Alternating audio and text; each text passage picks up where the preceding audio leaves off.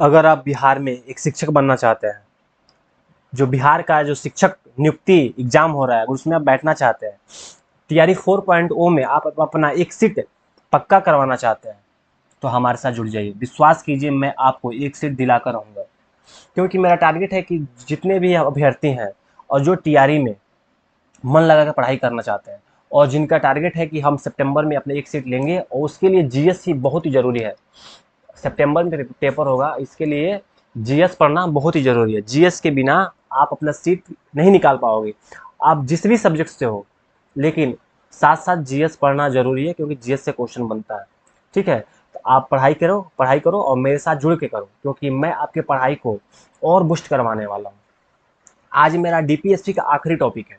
अगर आपने पहली पहली बार हमारे चैनल पर आए हो और पहली पहली बार वीडियो देख रहे हो, तो मैं आपको बता दूं, मैं इससे पहले नागरिकता, मूल अधिकार, राज्य के नीति के निर्देशक तत्वों में आज आखिरी लेक्चर है आर्टिकल 51।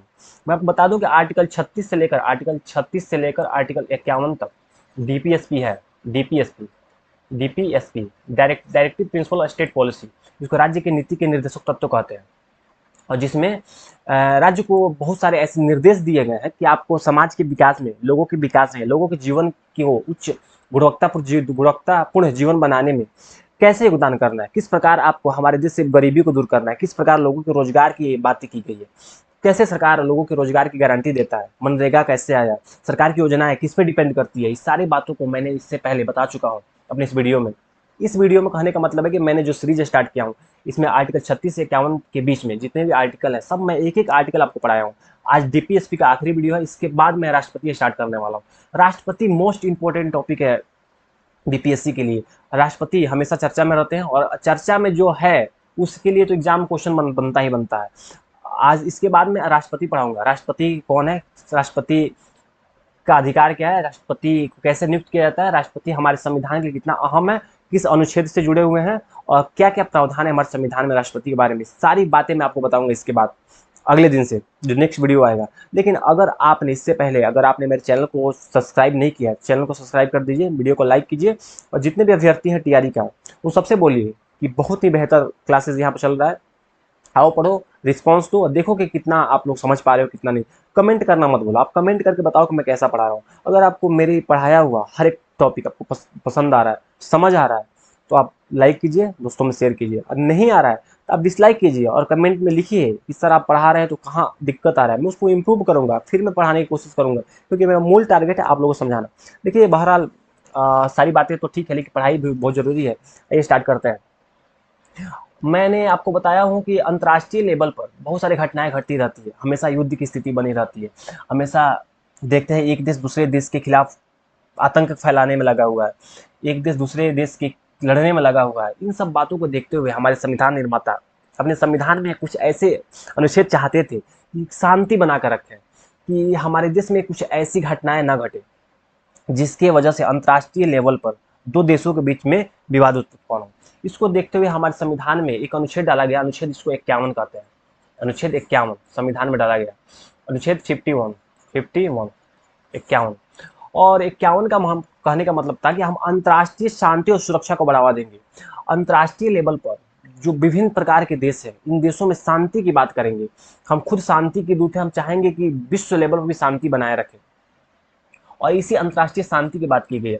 राष्ट्रों के बीच न्यायपूर्ण संबंध, कहने का मतलब है जैसे इंडिया, उस टाइम इंडिया शांति की बात करता था, पीस की बात करता था, पीस कीपिंग की बात करता था, लेकिन चाइना उल्टे हाथों चाइना से भारत को बेइज्जत होना पड़ा। तो वैसी स्थितियां ना बने, क्योंकि उस टाइम नेहरू जी थे, अभी हमारे मोदी जी हैं, सरकारें काफ़ी अलग है, विचारधाराएं अलग है, वैसी स्थिति तो नहीं बनेगी। लेकिन मैं आपको बता दूं कि राष्ट्र में शांति जरूरी है, लेकिन सुरक्षा भी बहुत जरूरी है। तो शांति और सुरक्षा की बात की गई है अनुच्छेद 51 में, और कहा गया कि राष्ट्रों के बीच न्यायपूर्ण संबंध होना चाहिए। जैसे भारत ही हो गया, इंडिया हो गया, जैसे इंडिया हो गया, और मान लीजिए हमारे पड़ोसी देश नेपाल हो गया।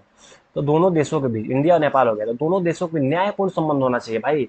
न्याय न्याय एक देश दूसरे देश पे, वो एक देश दूसरे देश को आक्रमण करके उसको कंट्रोल करने का प्रयास ना करे, और ना ही उसके रिसोर्स पे, खनिज संसाधन पे अपने अधिकार करने का प्रयास करे। हाल ही में देखने को मिला कि ट्रंप जो वेनेजुएला के राष्ट्रपति को उठा लिया है और वहाँ के जितने भी संसाधन है, वहाँ के संसाधनों को अपने कंट्रोल में करना चाहता है ट्रम्प। तो देखिए, ये सब बातों को देखते हुए और हमारे संविधान निर्माता चाहते थे कि हमारे देश में ऐसी स्थितियां न बने, इसीलिए डाला कि राष्ट्रों के बीच न्यायपूर्ण संबंधों और अंतर्राष्ट्रीय कानून के सम्मान। जो यूएन है, यूनाइटेड नेशन, आप लोग पढ़े होंगे शायद या नहीं पढ़े होंगे, मैं आपको बता दूं कि यूनाइटेड नेशन। यूनाइटेड नेशन क्या है? एक संस्था है जो जब सेकेंड वर्ल्ड वार चल रहा था, जब तो सेकेंड वर्ल्ड वार चल रहा था, वर्ल्ड वार चल रहा था, जब सेकेंड वर्ल्ड वार चल रहा था, और उस टाइम जो विनाश देखा गया, जो परमाणु हमला देखा गया, जापान की स्थिति देखी गई, नागासाकी और जापान के नागासाकी पर जो परमाणु हमला हुआ अमेरिका ने किया, उसके बाद से लोगों के अंदर एक भय पैदा हुआ, और इसी भय को लेकर एक संगठन का जन्म हुआ, जिसको कहते हैं यूनाइटेड नेशन, यूएन कहते हैं। यूएन का क्या था कि विश्व में ऐसी स्थिति ना बने, लोग आपस में लड़ाई ना करें, इनको लेकर एक पीस के लिए, एक शांति के लिए एक संगठन बनाया गया कि ऐसी स्थितियां ना बने कि लोग एक दूसरे को, एक वर्ल्ड वार, मतलब दुनिया में तीसरा world war, third world war की स्थिति न बने, इसको रोकने के लिए ही बनाया गया था, ठीक है ना। और इसको रोकने के लिए बनाया गया था क्या? UN, United nation. और कहना था कि यूनाइटेड नेशन का कहना था कि बहुत सारे ऐसे कानून अभी भी आप देखोगे तो अभी भी बहुत सारे ऐसे संस्थाएं, जैसे वर्ल्ड हेल्थ ऑर्गेनाइजेशन क्या है? यूएन का एक पार्ट है। जैसे डब्ल्यूटीओ, वर्ल्ड ट्रेड ऑर्गेनाइजेशन क्या है? यूएन का एक पार्ट है। जैसे जो सिक्योरिटी काउंसिल है, अंतर्राष्ट्रीय सुरक्षा परिषद है, ये भी यूएन का ही तो पार्ट है ना, यूनाइटेड नेशन का पार्ट है। कहने का मतलब क्या है? जो कानून अंतर्राष्ट्रीय लेवल पर जो कानून बन रहा है, उसका सम्मान हम करेंगे। ये हमारे भारतीय संविधान निर्माता चाहते थे। देखिए 3 पॉइंट: अंतर्राष्ट्रीय शांति बनाए रखना, राष्ट्रों के बीच न्यायपूर्ण संबंध और अंतर्राष्ट्रीय कानून का सम्मान। बस अनुच्छेद 51 फिनिश। अब बचा अनुच्छेद 51 ए। अनुच्छेद 51 ए बहुत ही इंपॉर्टेंट है, बहुत ही। इस पे आप लोग डबल ट्रिपल स्टार लगाइए, क्योंकि इस पे आप ट्रिपल स्टार लगाइए। अगर आप चाहें तो इसको मैं 5 स्टार भी दे सकता हूँ, क्योंकि इतना जरूरी है, इतना जरूरी है कि संविधान निर्माताओं की थोड़ा सा मिस भूल और मिस कहा जाएगा, क्योंकि मिस इसलिए कहा जाएगा क्योंकि संविधान निर्माता अनुच्छेद 51 ए को और मौलिक कर्तव्य को हमारे संविधान में डालने से चूक गए। उन्होंने समाज की स्थिति, समाज की गतिविधियों को समझ नहीं पाए। जब मूल अधिकार दिया उन्होंने, संविधान निर्माताओं ने अधिकार दिया, तो उनके कर्तव्य भी देना चाहिए था, लेकिन शायद कर्तव्य उस टाइम संविधान में जोड़ना और लाना काफी मुश्किल था। और इसको देखते हुए हमारे संविधान में एक मूल कर्तव्य जैसी बातें की, आगे चलकर बात की चर्चा है कि मूल कर्तव्य होना चाहिए। क्योंकि जब मूल अधिकार हमारे संविधान निर्माता आर्टिकल 12 से, मैं को पढ़ा चुका हूँ, आर्टिकल 12 से आर्टिकल 35 के बीच में जब मूल अधिकार है, जब नागरिकों को एक अधिकार मिला हुआ कि तुमको बोलने की आज़ादी है, तुमको रहने की आज़ादी है, तुमको छुआछूत के खिलाफ तुम्हारी आज़ादी है, स्वतंत्रता की बात है, शोषण के खिलाफ बात है, धार्मिक स्वतंत्रता की बात है, सारी स्वतंत्रता मैं तुमको दे रहा हूँ। अगर संविधान आपको सारी स्वतंत्रता दे रहा है, तो क्या आपको कुछ एक्सपेक्ट नहीं करेगा कि आप लोग ऐसा काम करो, आप लोग ऐसा काम करो? करेगा भाई। जो आपको अधिकार देता है तो चाहेगा कि आप लोग कुछ कर्तव्य का भी पालन करो, क्योंकि जितनी ज्यादा आपको रिस्पॉन्सिबिलिटी होती है, उतना बड़ा आपका कर्तव्य भी होता है, ठीक है। इसको देखते हुए हमारे संविधान में 1976 की बात है, कब? जब देश में इमरजेंसी लगी हुई थी, 1976 देश में इमरजेंसी लगी हुई थी, आपातकाल लगा हुआ था, इंदिरा गांधी की सरकार थी, और उन्होंने एक संविधान संशोधन किया, 42वां संविधान संशोधन किया, और संविधान में एक अनुच्छेद डाला, इसको अनुच्छेद 51 ए कहा गया। अनुच्छेद 51, इसका नाम क्या दिया गया? मौलिक कर्तव्य नाम दिया गया। क्वेश्चन क्या बनता है कि मौलिक कर्तव्य हमारे संविधान में कब लाया गया? 1976 में लाया गया। लेकिन ध्यान रखिएगा, इंदिरा गांधी को किसने राय दिया था? कोई ना कोई तो होगा। इंदिरा गांधी तो प्रधानमंत्री थी, और पीएम को, प्रधानमंत्री के सपोर्ट के लिए बहुत सारे सचिव होते हैं, लोग होते हैं। उन्हीं में थे एक स्वर्ण सिंह, उनका नाम था स्वर्ण सिंह, और स्वर्ण सिंह समिति गठित हुई थी।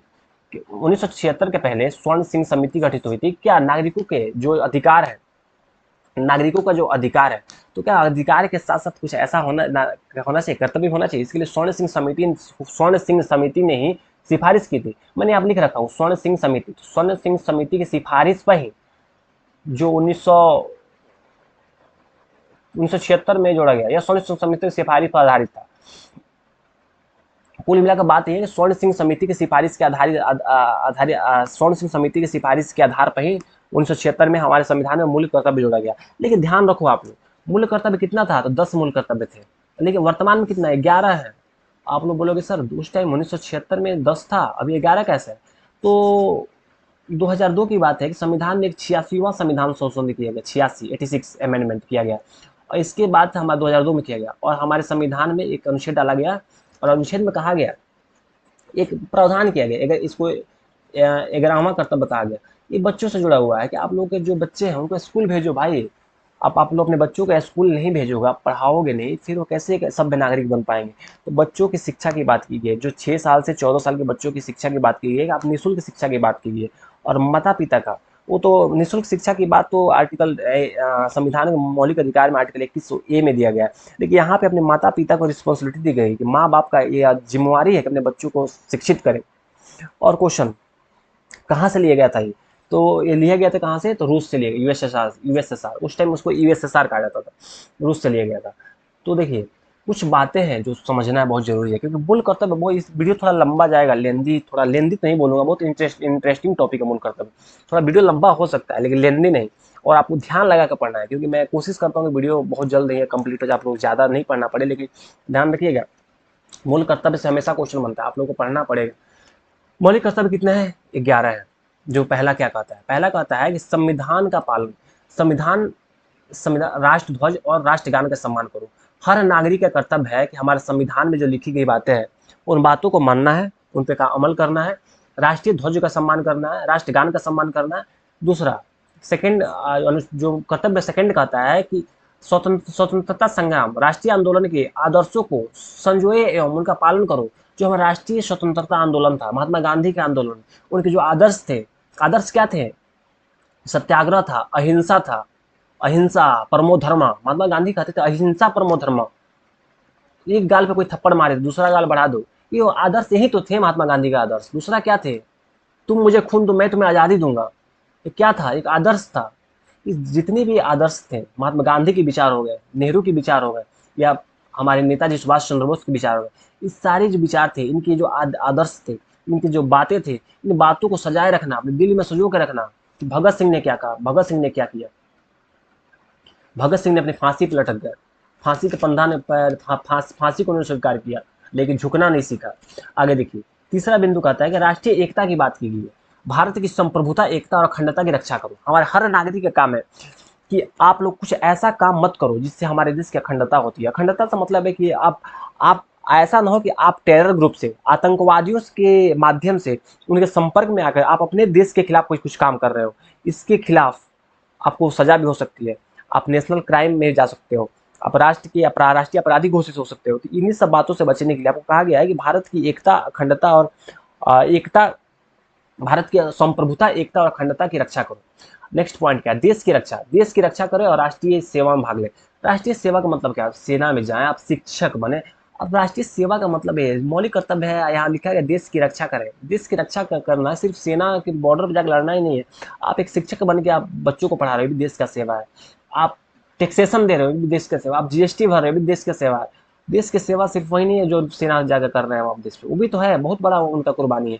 लेकिन साथ साथ आप लोग भी कैसे देश के विकास में कंट्रीब्यूट कर सकते हैं, भी सेवा ही इसको कहा गया। आगे देखते हैं, सामाजिक संस्कृति, भारत की समृद्ध विरासत और मिश्रित संस्कृति का संरक्षण करना हमारा कर्तव्य है। कि हम लोग जैसे बोलते हैं कि घाट घाट का पानी बदले, हर जगह की बानी बदले, कुछ ऐसे ही करके है। आप लोग पढ़े होंगे, सुने होंगे, कहावत है, क्या होता है कि कोस कोस पर लोगों की आवाजें, ध्वनि, बानी, बोली बदल जाती है, घाट घाट की पानी बदल जाता है।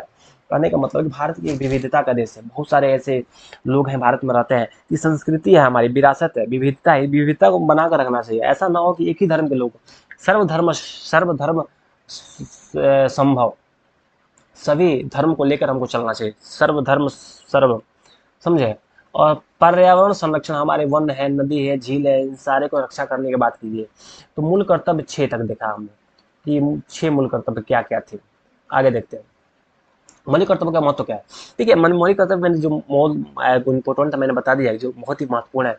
आप लोग अगर ज़्यादा पढ़ना है, गूगल करके वहाँ से आप लोग देख सकते हैं, पढ़ सकते हैं, क्योंकि वीडियो काफ़ी लंबा होता जा रहा है। मैं चाहता हूँ थोड़ा सा शॉर्ट में इसको लेकर चलो, कि आप लोग मूल बात मैंने आपको बता दिया हूँ और कुछ बातें मैं आपको बता रहा हूँ, बस इतना ही एग्जाम के लिए परफेक्ट है। मौलिक अधिकारों का महत्व क्या है? अधिकार और कर्तव्य का संतुलन मैं बता चुका हूँ। जब एक तरफ आपको अधिकार दिया गया, एक तरफ आपके पास राइट है, तो एक तरफ आपकी जिम्मेवारी तो होना चाहिए भाई, एक तो आपका राइट है तो रिस्पॉन्सिबिलिटी होना चाहिए, ठीक है, दोनों इक्वल होना चाहिए, एक राइट तो रिस्पॉन्सिबिलिटी। राष्ट्र निर्माण में सहयोग और न्यायालय में उपयोग।